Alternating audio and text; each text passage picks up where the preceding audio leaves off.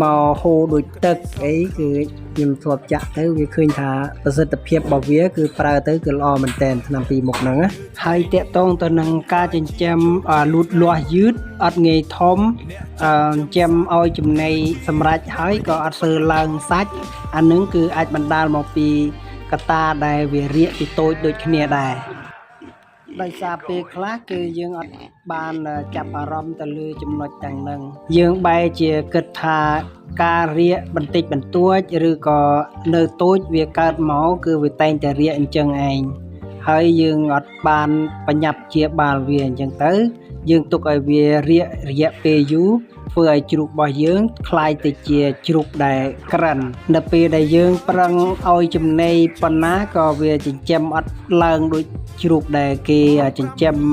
មកពីតូចអត់មានជួបនៅបញ្ហារាកអីអញ្ចឹងណាជាក់ស្ដែងបើសិនជាបងប្អូនចិញ្ចឹមជ្រូកជួបបញ្ហារាកពីតូចអីអញ្ចឹងគឺបងប្អូនបញ្ញាប់ជាបាលវាកុំទុកវាឲ្យវារាកខ្លាំងដូច្នេះហើយប្រសិនជាជ្រូករបស់បងប្អូនដែលកំពុងចិញ្ចឹមជួបនៅបញ្ហារាកខ្លាំងរាកមកហូរដូចទឹក